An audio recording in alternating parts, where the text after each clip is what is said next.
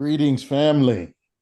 And as always, before we get started on this very special night and special occasion of Black Knowledge Matters, I will hand it over to Mama Doris to pray us in. Heavenly Father, Divine Mother, we thank you for this moment in time. We thank you for the works, O Holy One, of our brother. We thank you for the anointing and the empowering and the message, dear God. We thank you for the work and the vision and the vibration and the sounds that continue throughout millennial, O Holy One. We thank you for a chance to overstand it. We thank you for a chance to feel it and live it and do it, O Holy One. We pray that as we share and come together at this moment, that we know that it's the times that are ahead of us, the sounds and the vibrations that are before us that will continue to resound and cannot be unrung, that we can feel and understand and learn the power of your goodness through what we do this moment in time. We pray that what is said and what is done and what is shared here will be beneficial and acceptable in your sight, and that will lift us up, and that we might be anointed and empowered with the light and the truth. In your most divine and sacred name, in the power and the vibe and the harmony of love, I say, Amen, Ashe. Ashe, Ashe.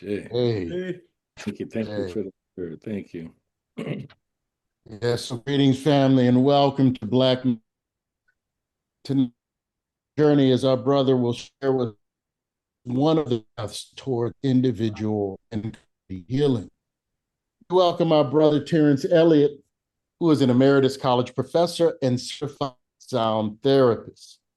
As a Kemetic Reiki practitioner, he's dedicated to community well-being, all therapy sessions that utilize crystal, human, and helium bowls,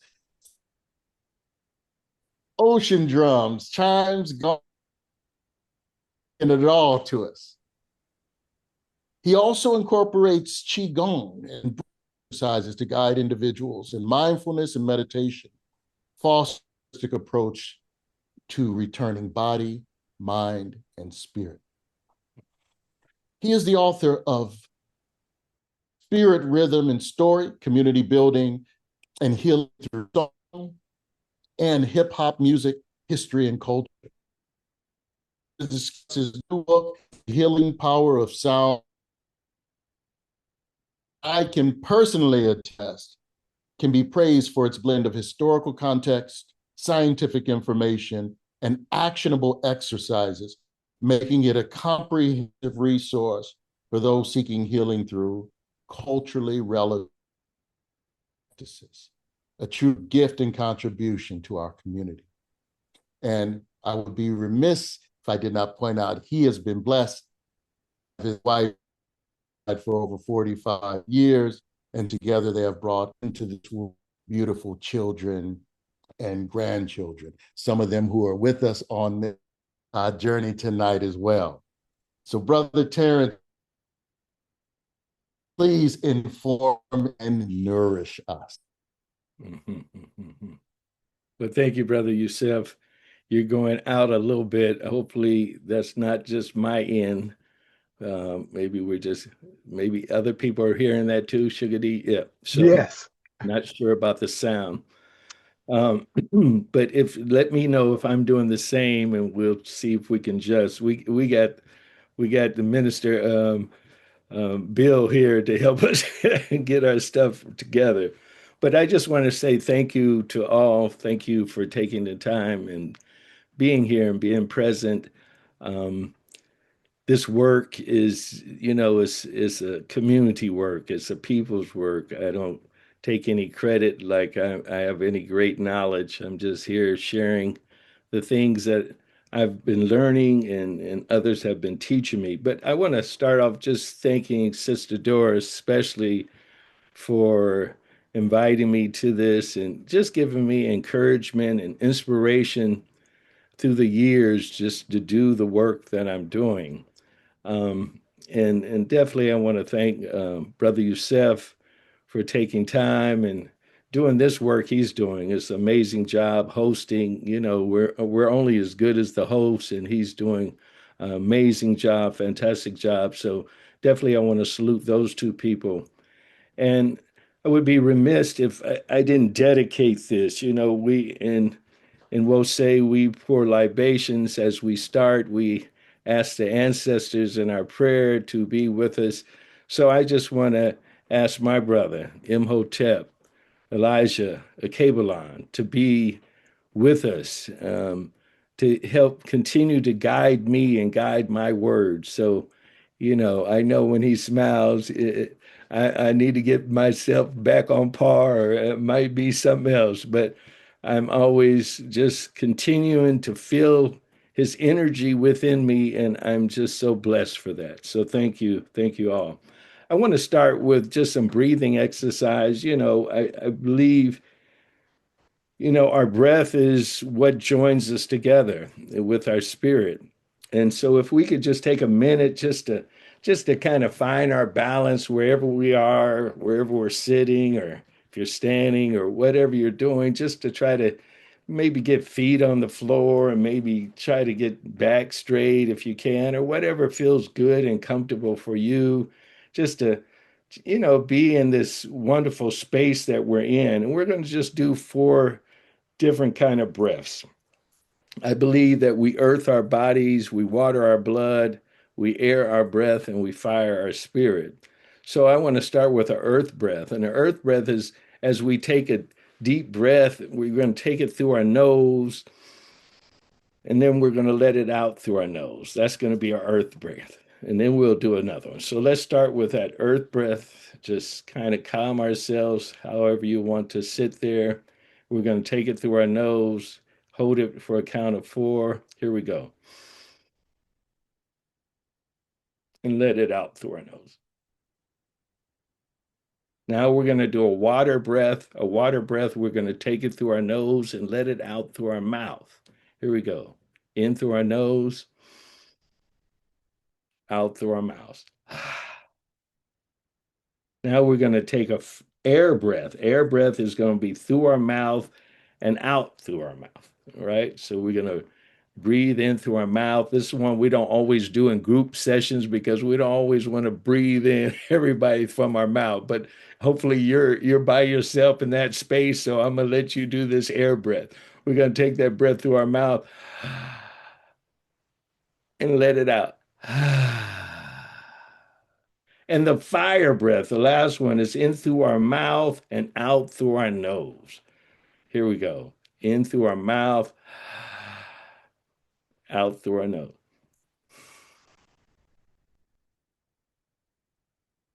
Ashe, ashe. Thank you. Thank you. When we breathe together, we are together. And so this session, I want to breathe in the oneness of all of us. So I would like Minister Bill, if he can put up that page on the Hosea. Hosea is a sacred document written by Malana Karenga. It's amazing work. It's sacred wisdom of ancient Africa. Malana Karenga guided us. And I just want to read a little bit from, I'm hoping we can see that, maybe can make it a little bigger for people, but see that at the beginning. And this is kind of what inspires me. It says, as for those learned scribes of the time that came after the powers of heaven and who foretold the future, their names have become everlasting, even though they have departed. Having completed the days of their lives, and all their relatives are forgotten, they made not for themselves pyramids of metal with stelae, that's upright statues, of metal from heaven. They did not know how to leave heirs, children who might carry their names. Instead, they made heirs out of the books of instruction which they composed. And then I'm going to go down to that second paragraph where it says, man decays. Man decays, his corpse becomes dust, and relatives die. No, right there, back, right there. That's good. Thank you. Sorry. But a book makes him remembered through the mouths of those who quote it. Better is a book than a well-built house, than a tomb in the west. Indeed, a book is better than a great house with a solid foundation or a study in the temple. So I would like to just, start with that reading as inspiration.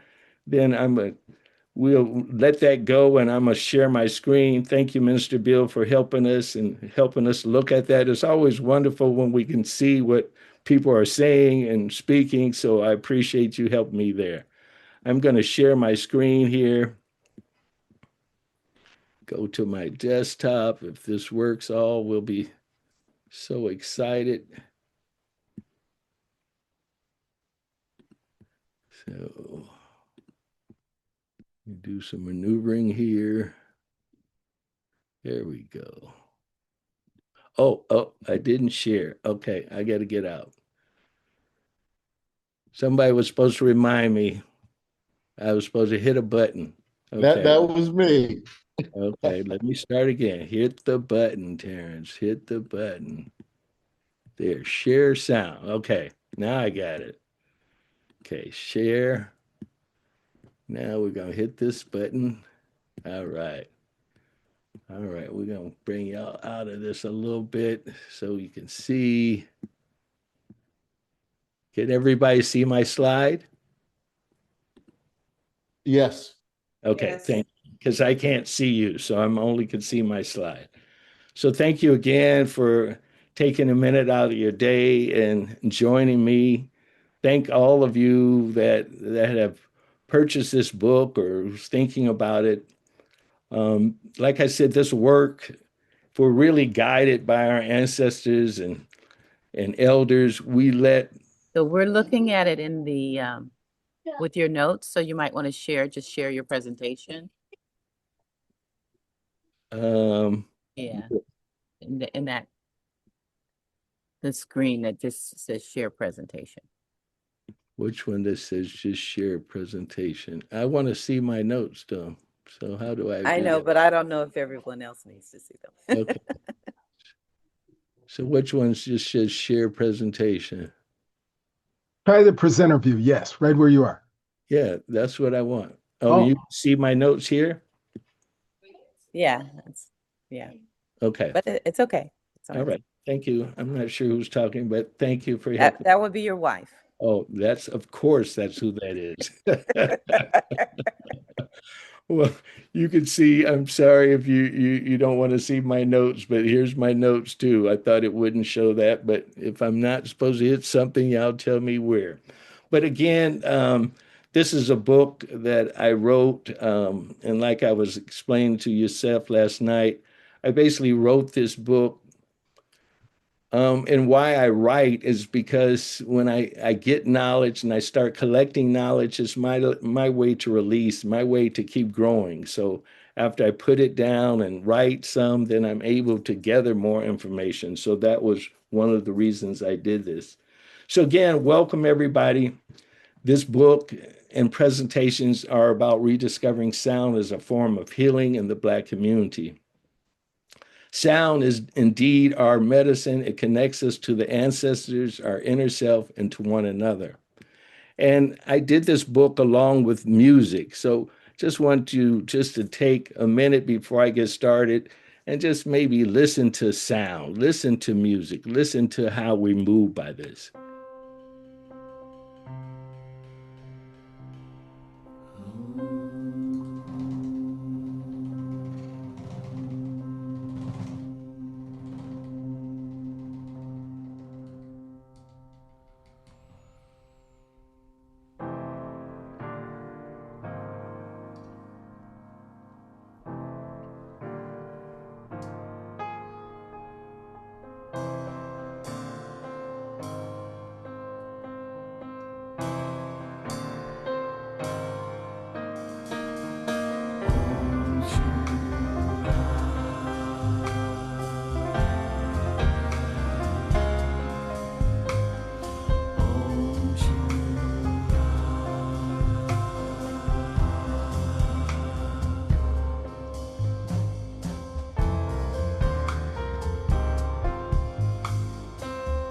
This talk is entitled The Healing Sounds of Om Shura. And I wrote this to really be connected with how I listen, how I listen. Humming with the spirit, soothing sounds in my ear, healing in nature's fortress, wind, sun, and moisture appear. Om Shura, vibrating frequencies, buzzing my body, capitulating rhythm of the 1, 2, 3, 4, 5, 6. Om Shura, Om Shura, Om Shura, Om Shura.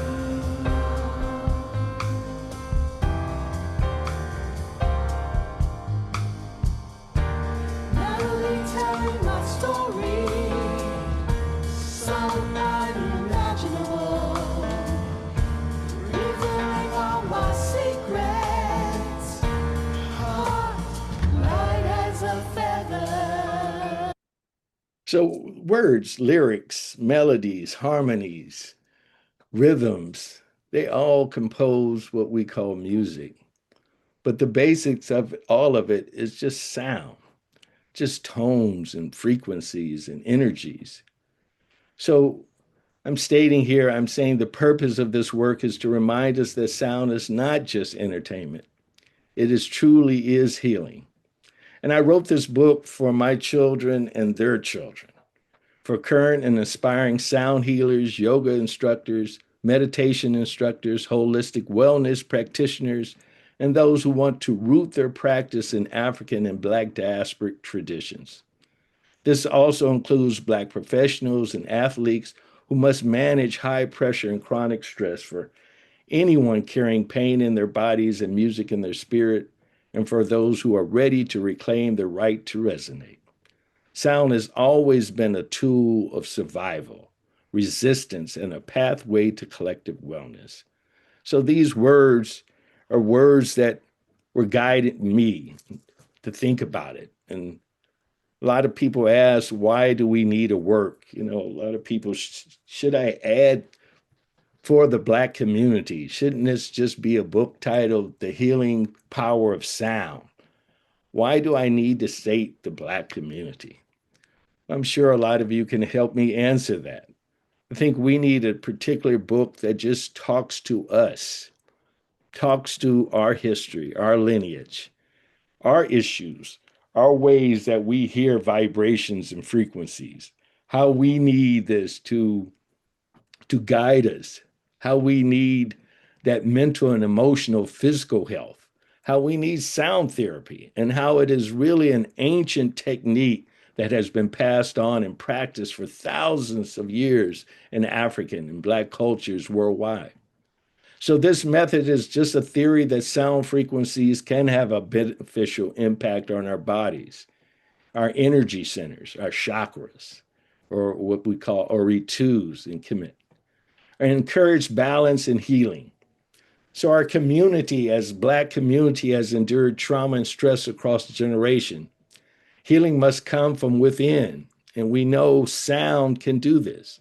Our bodies are sound instruments. Like I said, we have to earth our bodies. We have to water our blood, and we have to be connected with the sound energies that help it become accessible and culturally and deeply spiritual. And that's why I feel this message in this book is urgent. When we think about a lot of the beginnings of sounds and how we look at a lot of early cultures, particularly things coming from Kemet or ancient Egypt and West African traditions, and we see drumming as a key communication, but the string instruments, flutes, air instruments, a lot of different instruments. And for me, when I play the various instruments, I'm thinking about how my body is guided. When I blow the flute or the didgeridoo, I'm working on my breath, the air. When I play the ocean drum or the rain stick, I'm listening for the water. sounds. When I play drums or certain bows, I'm connecting with earth or fire. If they're metal bows, I'm connecting more with the fire elements. So I feel like all these things are important when we listen to sound and how we understand it. So here I'm playing the kalimba, mbira. It comes out of Zimbabwe, and how we connect to these sound frequencies, these tones, and how it's a powerful sound.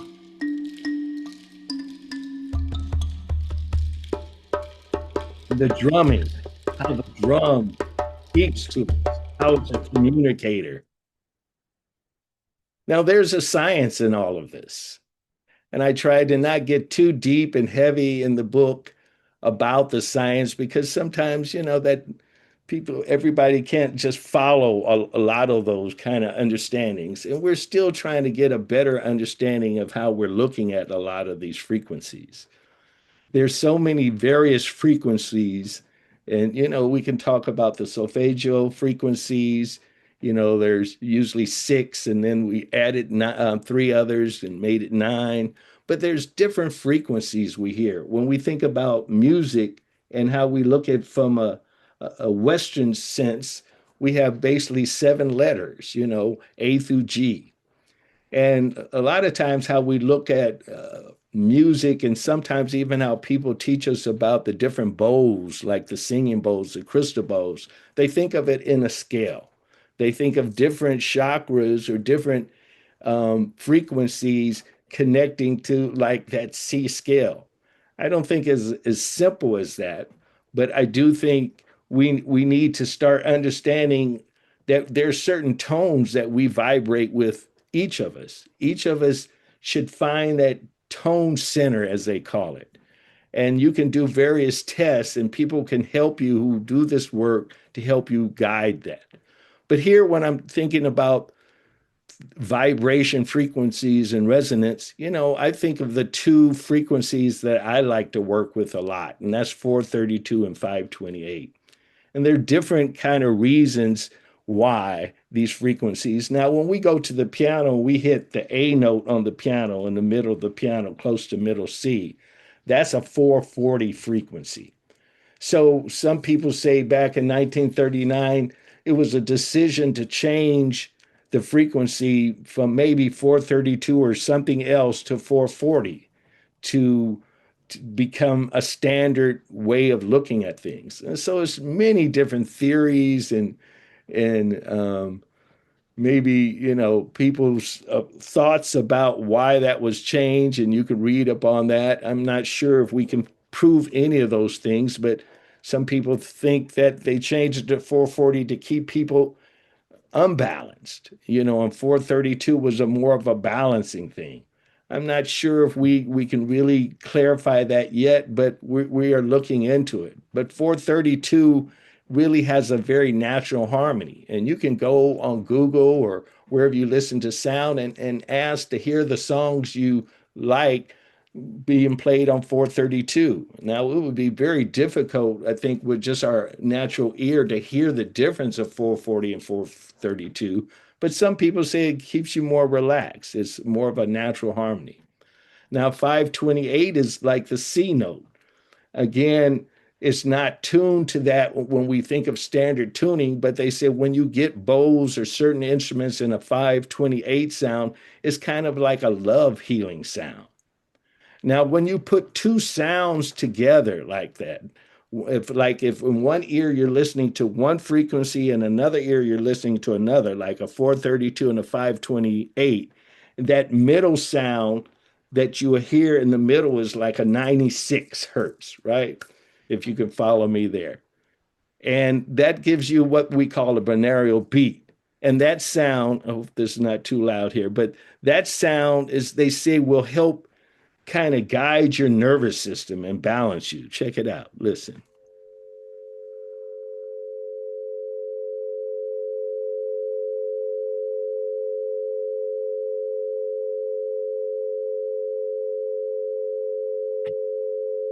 Now, a lot of people listen to that sound to go to sleep. You know, they listen to binaural beats to for comforting, for different ways. So very interesting the science behind frequencies and tones, you know, because we have basically all our lives just listened to the music of tones, not just concentrate on one or two tones coming together.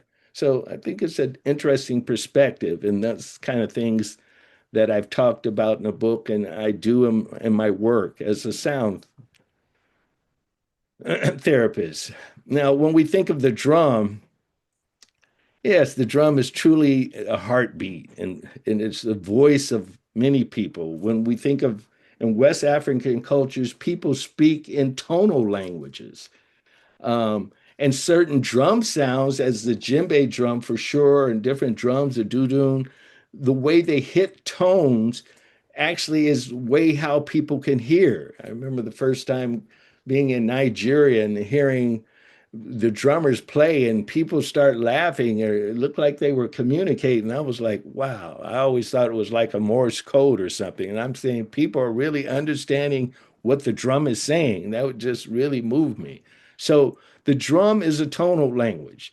And a lot of us here, we kind of speak in tones as we say certain words, like we say the word bad. You know, we can say that word to mean good, or we can make it sound like it doesn't mean so good. It's kind of negative.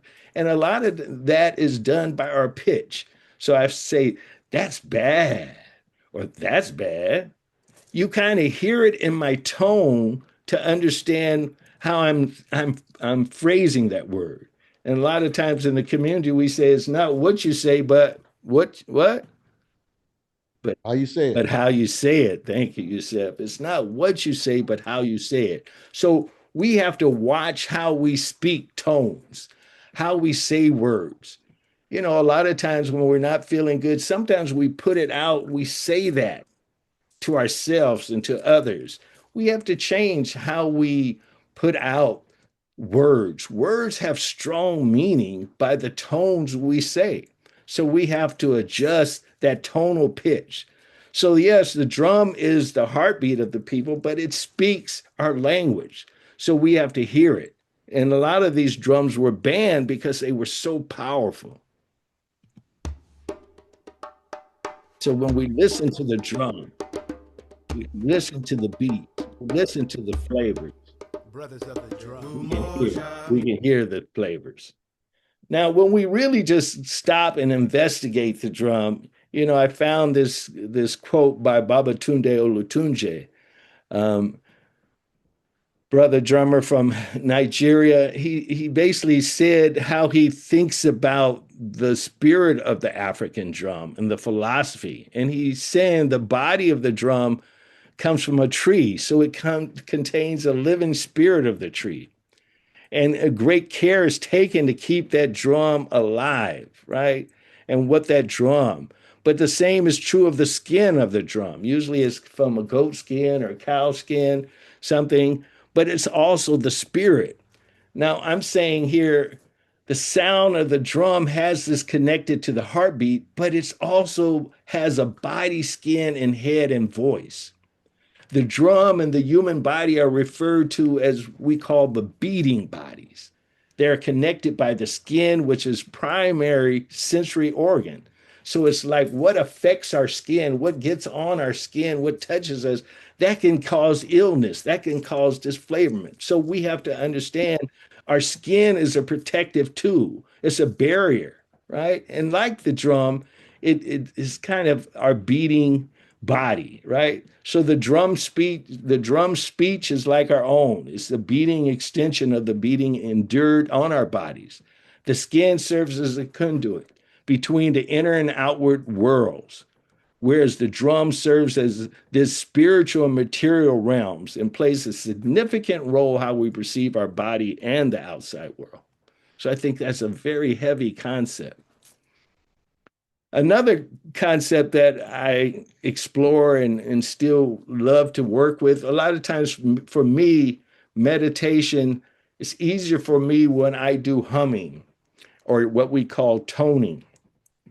but I remember growing up listening to my mother hum a lot.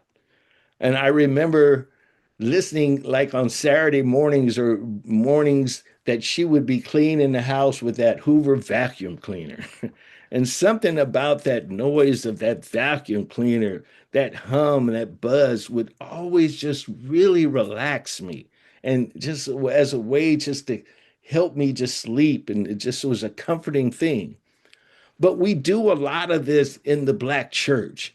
We do a lot of humming and moaning. And we do a lot of the shouts and how we do different things, or even the preacher's cadence as a sound technology. So we find a lot of the healing and preserved sounds. We hear that. We hear it in our music. We hear it as we sing our song.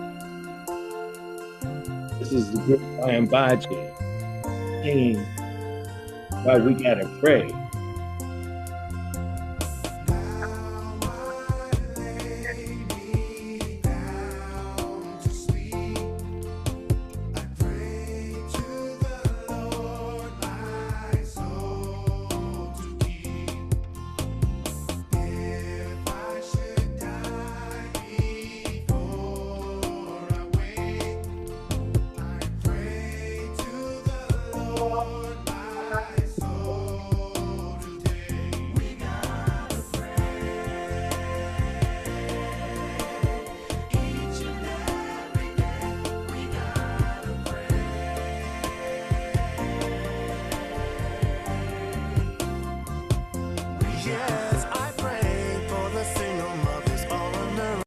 So praying is just not the communication as we communicate to that that holy one, that higher existence, God, Amun Ra, who we pray to. It's a sonic kind of device. As I pray and my tones and my spirit, how it connects to words and to this meditation, to this connection, is powerful. So the way we hum, tone, pray, how we speak in tongues, all these things are powerful aspects of our connection to sound, our connection to spirit within us. So we look at all this. Today, we use a lot of the modern sound healing modalities like crystal bowls. You know, we use a lot of metal bowls, and a lot of times they're from the Himalayan mountains. Some people call them Tibetan bowls, but they sing. They have a way of singing. They have a pitch. They can, the vibration of the bow. I'm trying to move my hand away from my ring, but the vibration of the bow and the singing is powerful. How we listen to tones. And these bows are like five different metals that are pounded together to express this. So these ancient practices, even with modern tools that we've been using, have significance. People say a lot of natives of this land, they used the flutes because they would imitate certain birds, or they would found that sometimes the oldest instrument we found was of a bird, that people found the bones and they put holes in it and start blowing it, and then they made this whistle or this flute-like sound. So a lot of our earlier instruments were imitating things, like the shakeré was imitating the ocean, and different instruments that people put together imitated the sounds that they heard around them. So we do this. So now we call these things, when people are playing these instruments for you, we call them sound baths, and they're supposed to help you relieve anxiety or stress. But that's a practice. It's not a cure. When we listen to sound is something that we have to continue doing. How we express it in our lives, how we move in the different ways that we move. So sound, as I listen to sound, as I play the chimes here, as I play the bowl, different tones, listen with your inner ear. Listen, feel the vibrations from the bottom of your feet. that tone, how it can resonate. That's the didgeridoo coming in. That's an old instrument, right? Very old instrument.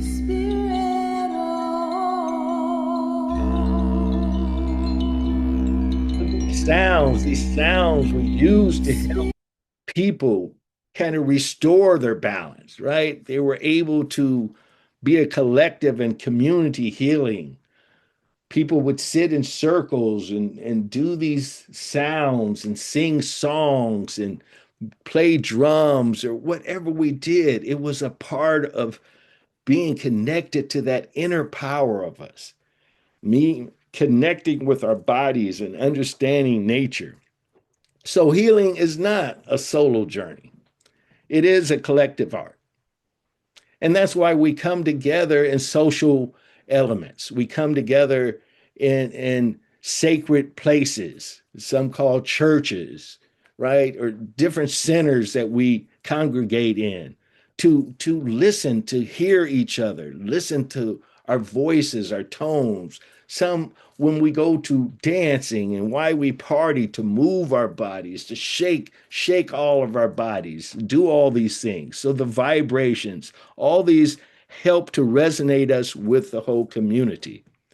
So as we do guided practices, as we start grounding and breathing, toning, working with vibration, as we call on our ancestors, as we give gratitude and give thanks, wake up, how we start our day, giving thanks at the positive, how we start with a smile in the morning, how we do these things kind of has a whole effect on our whole body. So we listen to sound as we deal with the sound and vibration. Yes, it's a way of giving thanks back, and thanks to the ancestors, to the creator. So we listen to the tones. Here we're listening to the bow play in a 528 sound. That's a 528 frequency you're hearing. This is a song I did for Yemen Yang. And so I wanted to listen to the water.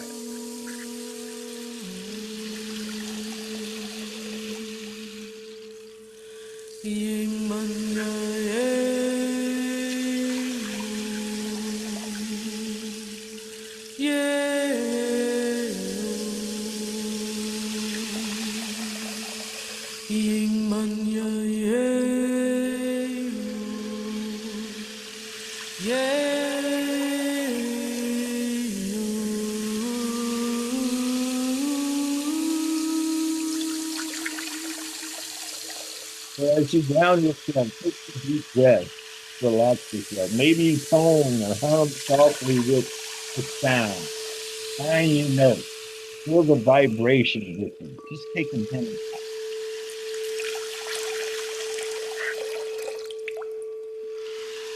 Close your eyes if you're comfortable and just imagine right by the rock and how the water makes you feel.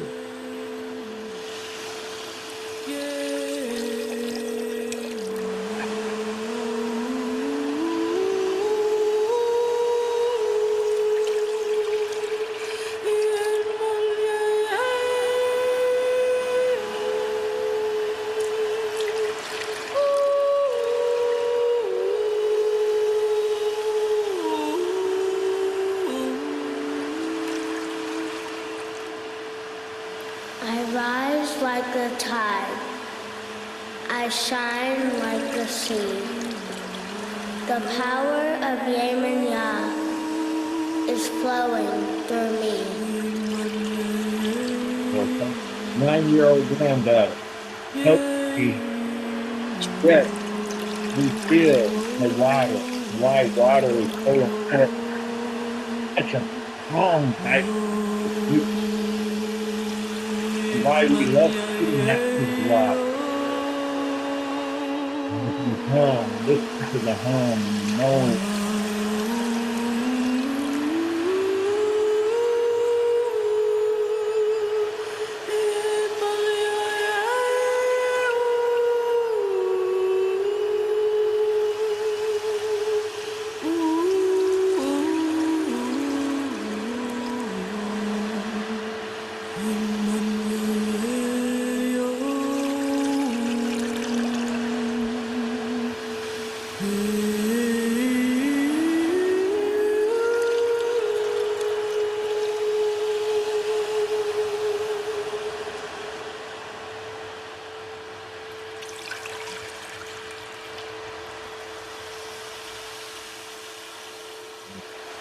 Wow.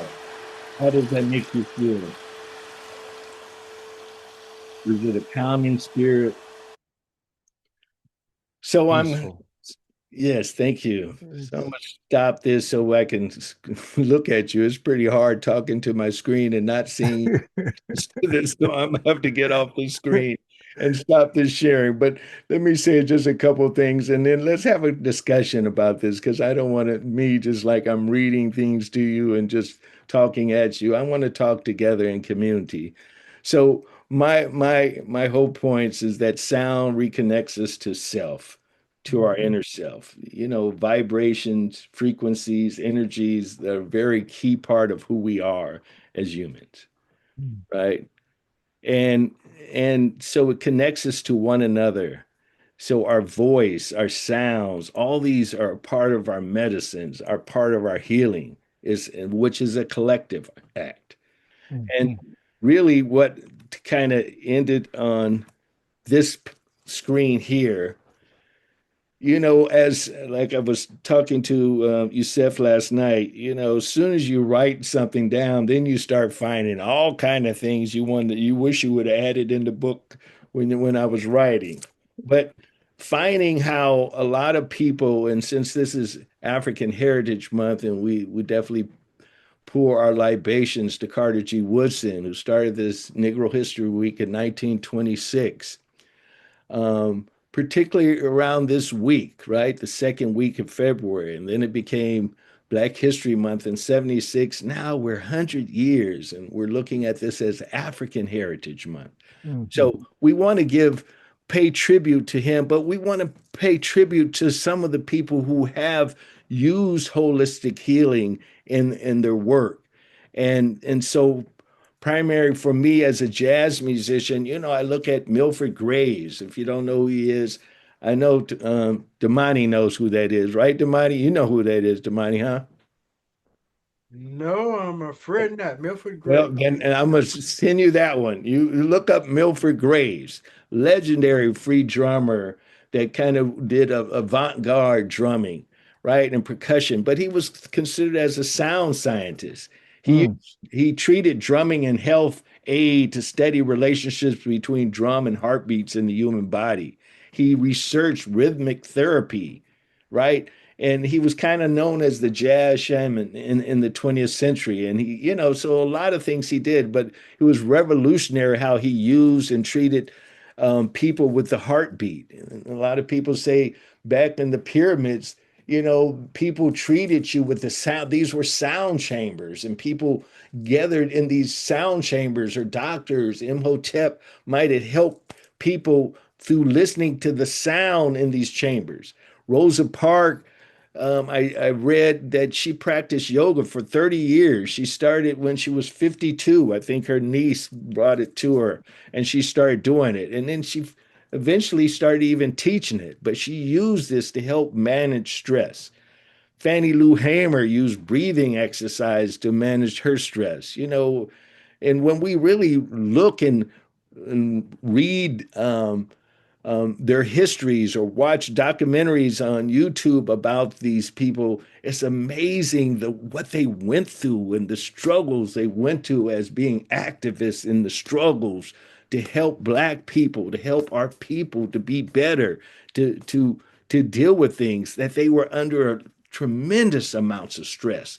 But she knew, Fannie Lou Hamer knew, a sharecropper who wasn't able to go to school. She knew about breathing exercises that she used to help balance herself.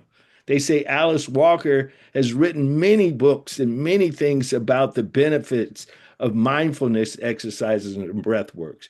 So as I end this, we want to just pour tribute and give thanks to our ancestors, those who knew how to deal with issues and how to find balance through the everyday struggles of life. So we just want to thank them and thank you for listening. And I just want to open it up because I feel like I'm talking to a screen and it's all dark and I don't see your faces. So I just want to come back and let's see what you have to say, or and not just questions I'm looking for, but maybe some of your thoughts. How do you use sound, and what does sound do for you? And maybe if you've been to a sound bath or any of those things. So let's talk and let's share as a community. Thank you. Sante Sana, Brother Terence. Wonderful presentation.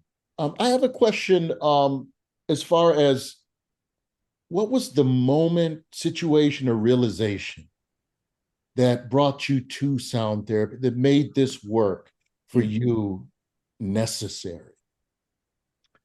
Well, I would probably let my wife answer that better, but I'll state it because she probably doesn't want to just come on screen to say it. But, doing the work, being instructor of Black studies for most of my career. I started teaching at San Francisco State in 1980.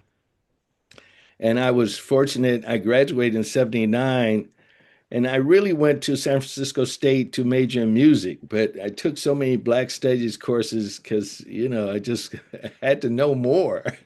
And eventually someone told me, why don't you major in Black studies, double major? And I thought I was so arrogant. I said, I'm a music major, like I was somebody better.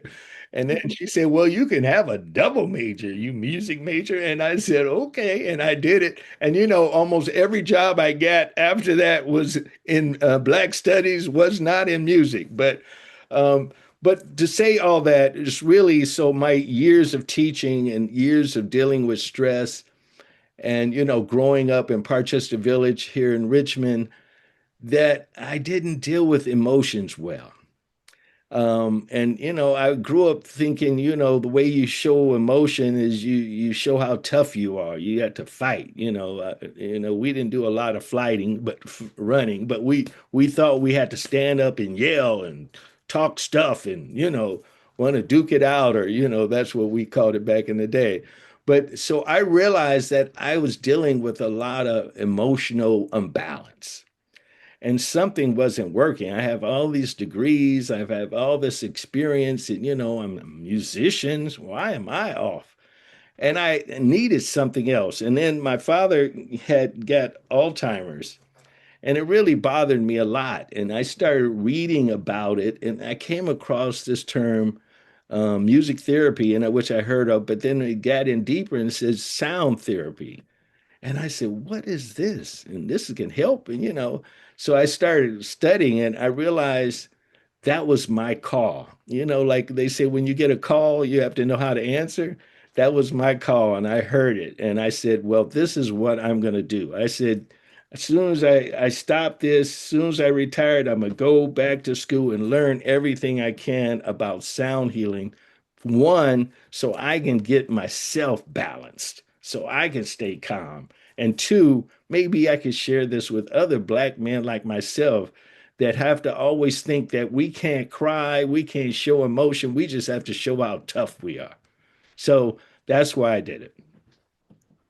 Amanda, do you have any comments? I'm putting her on the spot. She's probably going to be quiet on that one. Thank you, Yusef, for that question.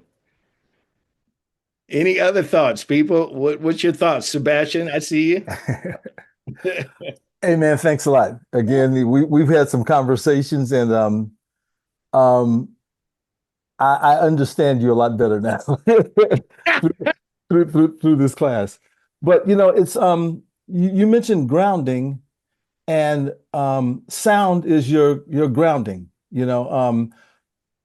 The ancients, it was nature, and this is all part of that. The cosmos, the sounds of what nature is telling us, and tapping into that, and letting it touch our souls and our hearts. And um, we ground, we put our feet on the ground, and we get the electricity from what the earth is comprised of, and we're comprised, and the sounds, and it all just comes together. Like I said, I understand you a lot better now, and I appreciate it. Thank you. I'm going to have to go in that deeper with you later on. But you're right. It's in all of us. I guess if we just lived out close to the water, out in nature more, Sebastian, we wouldn't need no somebody coming and doing a sound healing for you, right? Because we have that sound healing because we're in nature, but because we're so now in the cities, in the streets, as they say, we're not connected with nature enough. So we need to be really, that's all it is. A lot of the sounds that I'm trying to duplicate hopefully are just natural sounds that I need to do. So thank you for that question. And Surely in the city, many sounds are sounds of alerts and alarm and danger and all that, not all that calming. right. And I know my wife just went to Mexico for a retreat and she said she was out kind of in the jungle region. And at night, it was no phone and no TV and no radio. All you heard is the animals outside. And she didn't have walls. It was kind of an open setting. Sometimes that scares us. You take some of the toughest young men out of the inner city, you take them out to a camping retreat or something out by they changed real fast because they realize you're not so tough when you're out in nature because a lot of times we don't know how to deal with that, but we have to learn to calm and be part of that nature. So I agree, Mr. Bill. Thank you. I saw Sharasti's hand too. Did you see that, Yusef? Yes, I did. Okay. So I just have to say this, sometimes, you think something and it's like, oh no, don't say that. But when you were talking about, people in the past and how they managed to hold something, the first thing that I remembered is when I was young and I would visit my grandmother in Chicago, that every night they would sit on the porch and then like fan or whatever and just sit there. And as kids, we would play on the streets up and down the sidewalk because, all the kids would be out and we'd be playing. But there was such a sense of peace and calm and safety with them. And they just sat there quietly. And it feels like when you described that place where they go and find strength, it feels like that's where they went. And I still remember like how strong I felt. I was invincible because my grandmother was right there and she was way up on the porch and I was down in the street, but it just reminded me of what you were talking about. Mm. Yeah, first I want to thank you for the amazing program. You kind of started this part out for us with understanding yoga and about a lot of things you talked about. It really helped guide me too and help me understand why I do what I do. Sometimes you have to listen to other people who do the same work to get a better clarity about what you're doing, why you do it. So I first want to thank you. But true, my parents are from Oklahoma, and I know when I would go out in the summer times, and yes, there's something about sitting on that front porch. They say that the difference between city and country folk. Country folks sit on the front porch, city folks sit in the backyard. That's what they tell me. But they would sit there and they would always rock. My grandmother, they would always be doing something. They'd either shutting peas or, breaking green beans. I mean, they usually not always were doing something, but a lot of times they would sit there and just that silence, just the rocking, sometimes way I would see, especially a lot of the older women in my life, they would sit in chairs and they would just rock and rock. And a lot of times people think when we start rocking, they get nervous. It's like, why are you always fidgeting and rocking? That's not a good thing. You have to be still. But that was our stillness. That was our survival mode, how we rocked and how, we have to keep shaking, y'all. We have to keep rocking. We have to keep vibrating with life and just moving with sound and just listen to the beauty of just natural sounds around us. So, yes, thank you for that question. Again, thank you for your great presentation as well. Yes, and thank you, Sister Saraswati. And Brother Katabazi. Yeah, I see him. How you, Yes. brother? How you Greetings. be? Thank you, Dr. Elliott, for that wonderful presentation. And sound, I'm one of those people that I'm really attracted to the sounds of water. Me too. A bubbling creek, a bubbling brook is so common, so peaceful. And water, so much a part of this creation, one of the most dominant elements. And um, I I wrote a simple poem to acknowledge um, water and to kind of express the way I felt and perceived about it. It's a very short poem. I'll share it with you if you don't mind. Please, please. I am drawn to water. I love its calming effect, its reflective glow, the deep, nourishing, earth's greatest mate. That's it. It's just a very simple poem. When you look at the earth, sometimes in its different angles, it's like the water and the oceans are just hugging and embracing the earth. That's why I just truly love Wose, Brother Kabasi, that Kadabasi, how we're just in a community of sharing knowledge. Indeed. And we know that everybody has a part of that, and Exactly. we just have to get in that circle, we just have to get in that circle and just start our rocking, and everybody's going to add their part. And that's really what I wanted. And so thank you so much for that poem. You're welcome. The water sounds in your words, and that's what I meant by tones, that we have to start really listening to the words we say and how we're saying words. And my teacher, Baba Fred Johnson, he's constantly getting on me to listen how I say things, listen to the tones, take my time to express how I'm hearing words and how my delivery. And I just remember ministers, I listened to sermons and messages. It's just something about Imhotep's message that would just do a certain thing to me. It just, I mean, one part, I don't know, sometimes he's making me smile and laugh a bit, and then he's saying something, and it was deep, it was heavy, and it was just this, but his tones, his vibration, his rhythm. I mean, ministers, Minister Bill, you got it too. That cadence with ministers, they just know how to just get in there, and they could just say one word. It just might be that one word, and it's just that delivery. It just makes you go, whoo. And something when Minister Imhotep said soul power, I just like, when he did that sermon on soul power, he had me so moved. I was just like, whoo, that was it. I was just like, wow, I was ready to testify. I was like, raise my hand. This is it. So yes, I think it's the power of sound, but it's the power that we have the sound in us, right? Kadabasi, it's the sound that we have in us and how we move. And that's why we need to be connected. Yes, yes, indeed.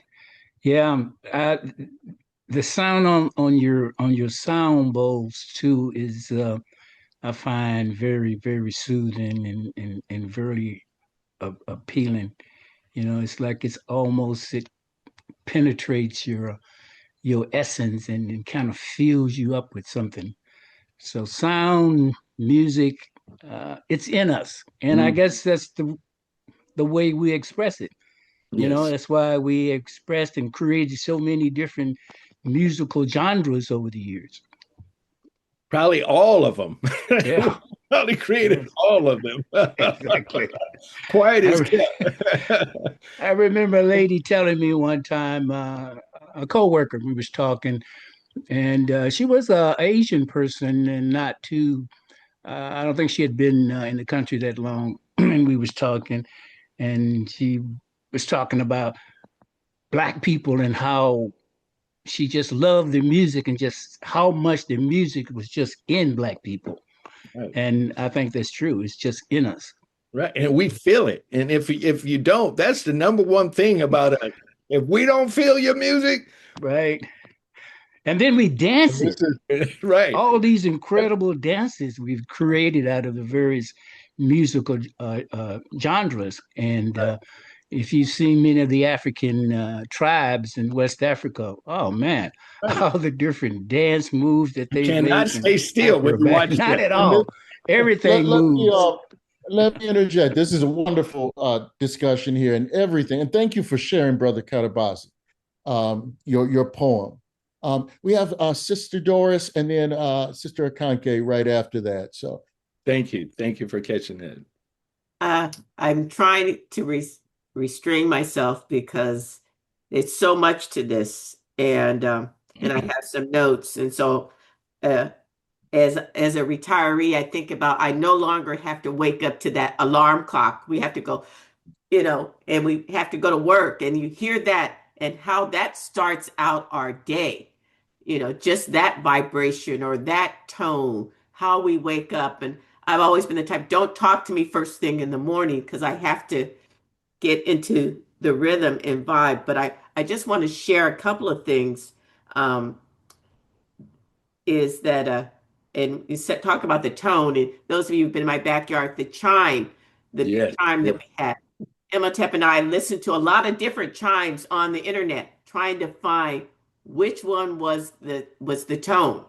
And we went back and forth, and then it said, okay, no, that's not it. It's kind of like we knew or both felt that frequency at that time that this was the tone.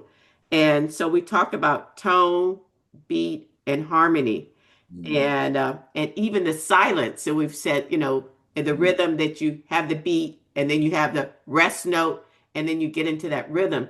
And when I was pregnant with my sons, everybody's trying to like, what do you eat? What do you drink? What do you do? At that time, there was this whole thing about a belt that had these tapes in it that had different beats. It was to develop the child in the womb. And so there were like 16 different ones, and I would take it to work and I hook up to my tape recorder and put the belt on my stomach. And so that my son, and it's supposed to help to develop the different drum, but each one would be more advanced. And so that's what I thought, okay, I couldn't hear it, but the child inside could hear the development. And so making those conscious decisions, what is the rhythm? What's the path? What to develop those brain cells? So they're already saying, develop these brain cells. And so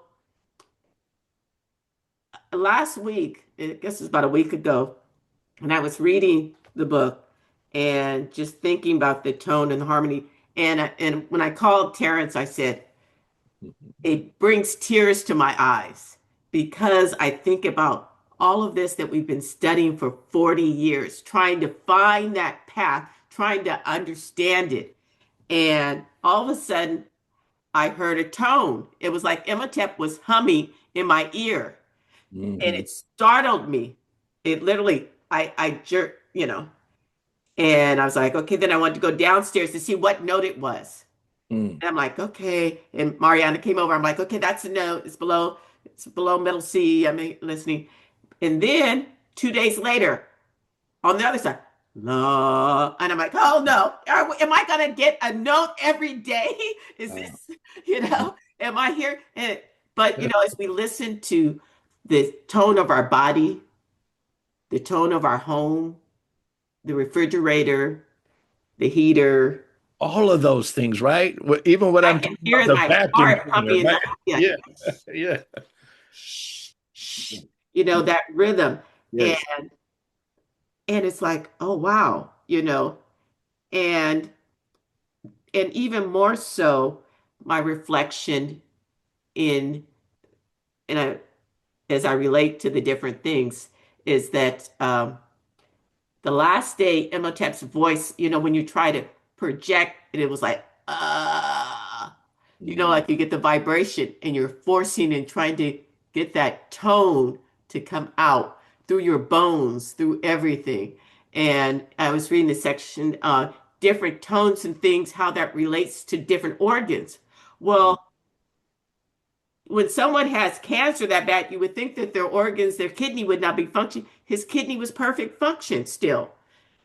And all the organs were, the labs were saying it was all still good, so that the tone was still there as you fight through the vibration of the disease. And then, and when he had heart surgery and they wanted to put a pacemaker, I said, "Oh no, is that going to change your vibration having that in your body?" And he's like, "No, I'm okay with it."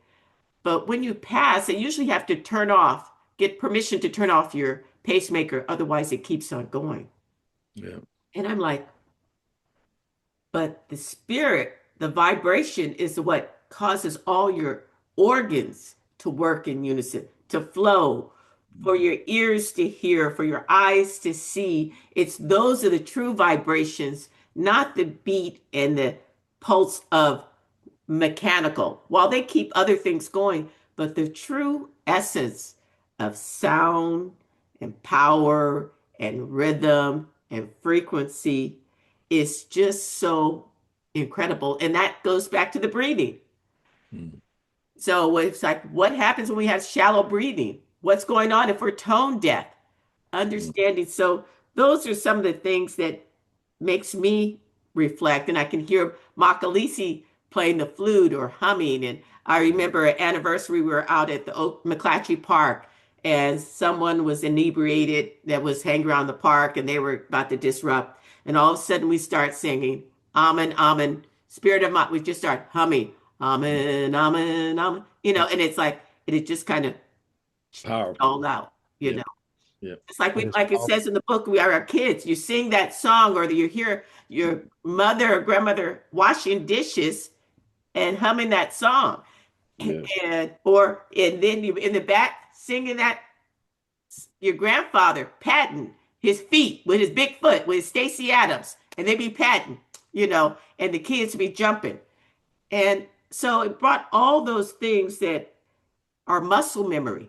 Yes, Yeah. yes. Ancestral. We got to talk more about this later. So you and I, we talk regular about this, but we'll continue that conversation. Thank you so much. Sister Akanke. Greetings. I don't know how I did the raise a hand thing. I really didn't. I didn't intend to, but when something happened, it means like then everything has its purpose, right? It's not.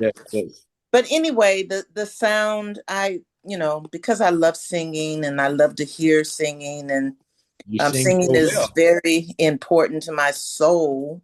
Yes. I just when I'm not singing, I know my father said to me one time, he said, "Do you know that you sing all the time?" I do. He says, "Yeah, you walk around the house and you sing, and and so it's very soothing." Just the feel that you get when you sing. But I just want to share one experience that when I had an MRI, I was very afraid because I'm very claustrophobic. But when I finally had one and I got in that machine, all of a sudden, the noise of the machine, I created a rhythm. And I know that the rhythm came from the rhythms that we hear all the time. And I found it in the machine. And then all of a sudden it took me someplace different. I was hearing the children play on the yard. And then when the MRI was over, they said, "Okay, it's over." I went, "Oh, already?" I had created, the sound was there and it created such peace for me. And so I thought that was, pretty amazing. Just something that we hear so much, but when we got there, we just went with it. Yeah. And then most people say the sound in the MRI is so loud. Yes, that's what it is. And but it turned into something different for me. It was like, whoa. Of course, yeah. So, but anyway. Thank you, Mama. Thank you for sharing that. Share. And we got 3 people with hands up. We'll go first with Mama Zarita, then we'll do Brother Sebastian, and then Sugar D. And then you have a comment over here in the chat too. Okay, Mama Sharita, thank you. Thank you for all your knowledge. I could sit up and listen to you teach all day. Oh, I want to bless be it. your student. Oh, Shay, I'm one of yours. This has been absolutely gorgeous. Mudamin Rahetep to everyone, family. I just want to share three things. Okay. 2 sounds, and then the title you gave your book and your comment about for Black people. That really touched me. One of the sounds I want to share is I can tell by the sound of the pot when I'm ready to make a roux or a gravy when to add the liquid, just by the sound of it. And it creates a certain sound. And that's when you add the liquid. And when you do it that way, or when I do it that way, everything begins to just emulsify, and it comes together with the heat. It just is right on time. Oh, that's deep. That's beautiful. Another sound is the elders. When I was in my 20s, I learned how to moan by just sitting at their feet. And the sound that they made with their voices, oh my God. They could just do riffs that were just, it was called invocation. Mm-hmm. It was their way of saying to the divine, come and be with us. Mm-hmm. And they used their voices, and they would lift, no instruments. The voices were, I said, let me take that back. Their voices were the instruments. Mm-hmm. And I began to imitate them. You can hear it in your voice. You can hear it when you pray. You can hear it when you talk. It's just so commanding. It's just like, it's just, you can feel it all through your body as you say things to us. And it's just like amazing. I learned from them. Yes, you could tell. Thank you. And then the other, when you said the title of your book, and then you included us, and then you said someone might say, well, why for Black people? Mm-hmm. And when you said that, I had been watching Michelle Obama's Becoming. Mm-hmm. And she's a remarkable woman, and she and her husband have this incredible love story, just looking at them.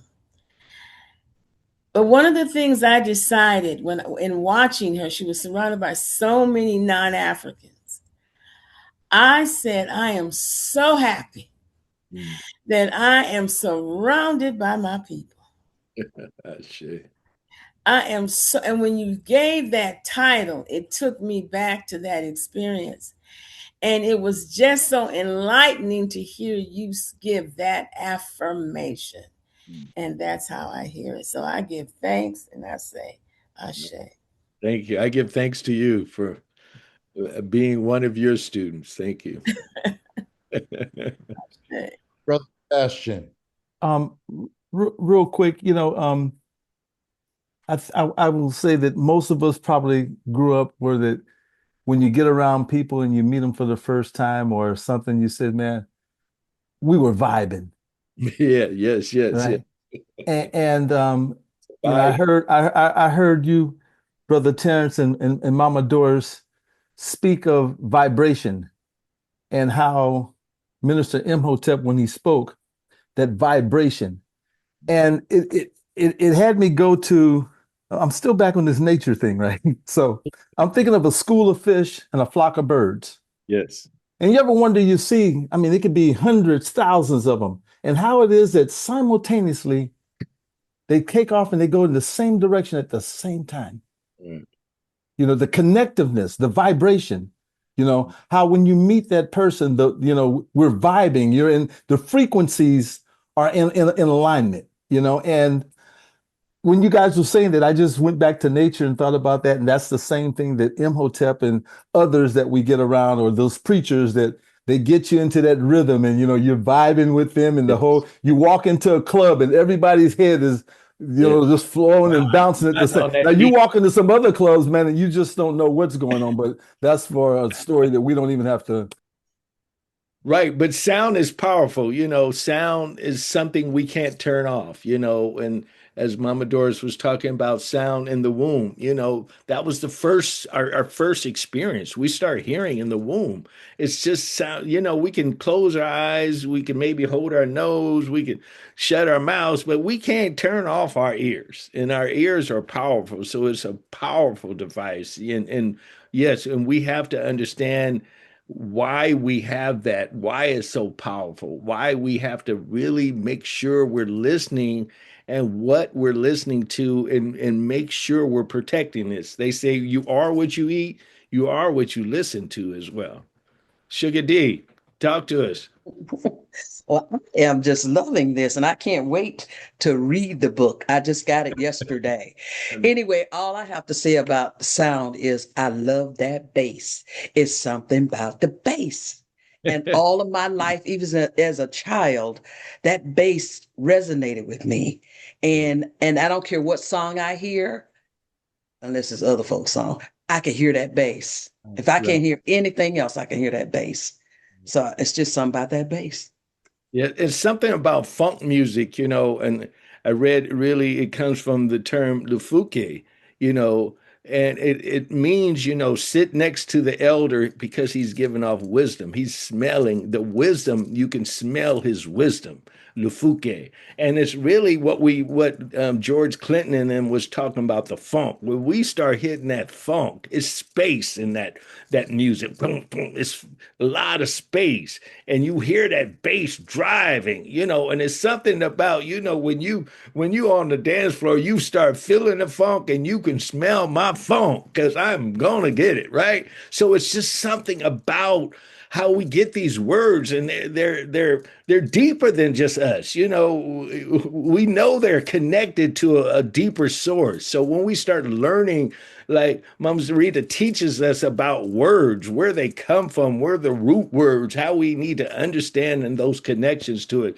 So there's powerful. Damani, I'm trying to get y'all. We're going to try to get out of here in a minute. And I'm going to read one thing before we go. Go ahead, Brother Damani. Oh yeah,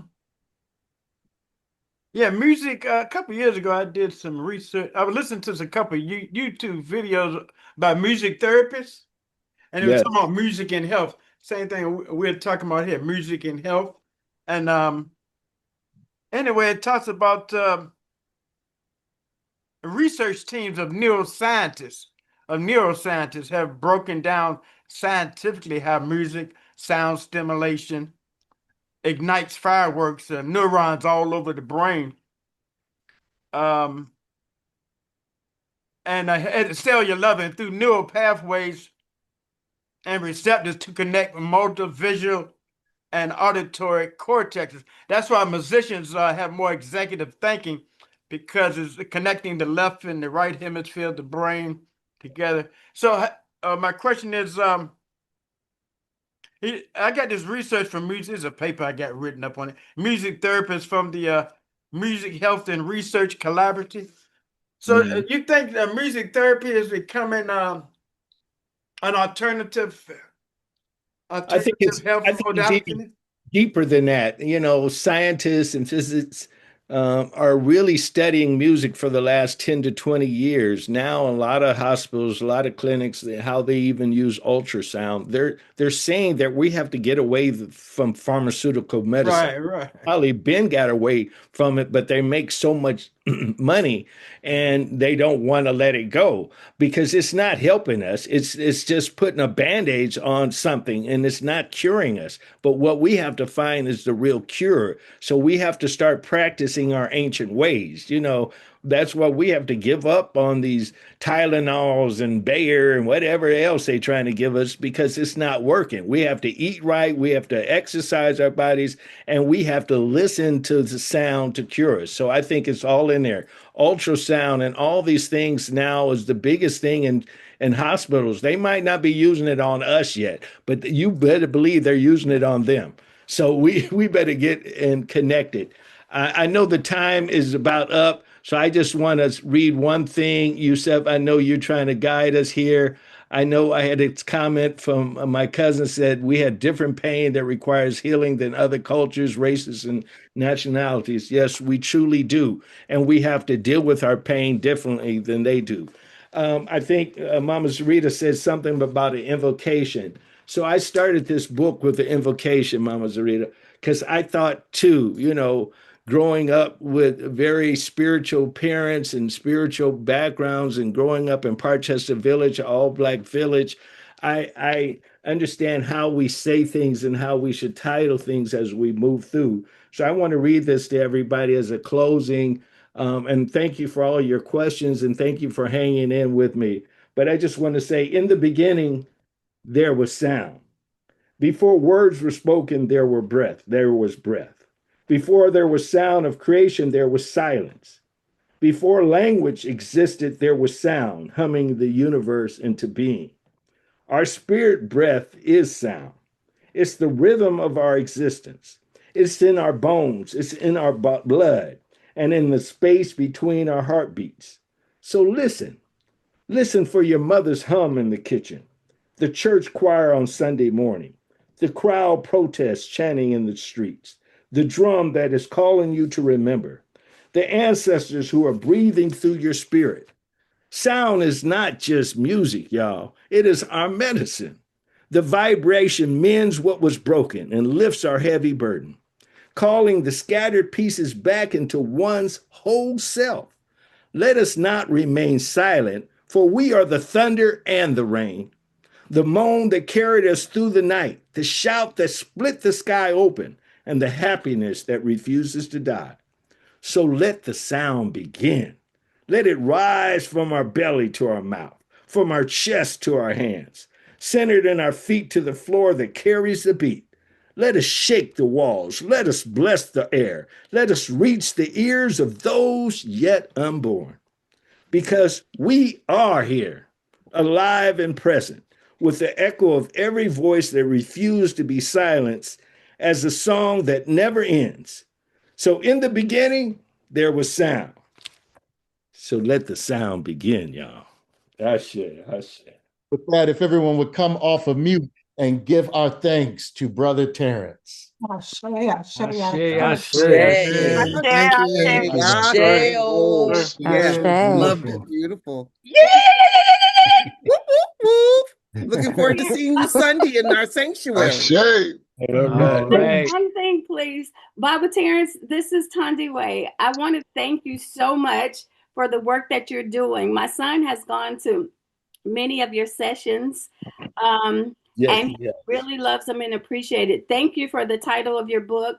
Thank you for giving Black men and young boys permission to experience their emotions through sound. Thank you, thank you, thank you. Start them off early. All right, thank you, y'all, for letting me express my emotions. All right, Yusef, let's give Yusef a big hand because I think the hostess with the mostest, huh? But I appreciate you, brother. Thank you so much. Thank you all. I'm glad to be in this community. I am so blessed. Thank God for Wose. Appreciate you. Peace and blessings. Have you here, Brother Terence? And with that, Brother Bill, would you please pray us out for this evening? Honor. Oh, Holy One, thank you. Thank you for bringing us together to receive your blessings, to be among each other, among your people of the way, to receive this wonderful leadership, these insights.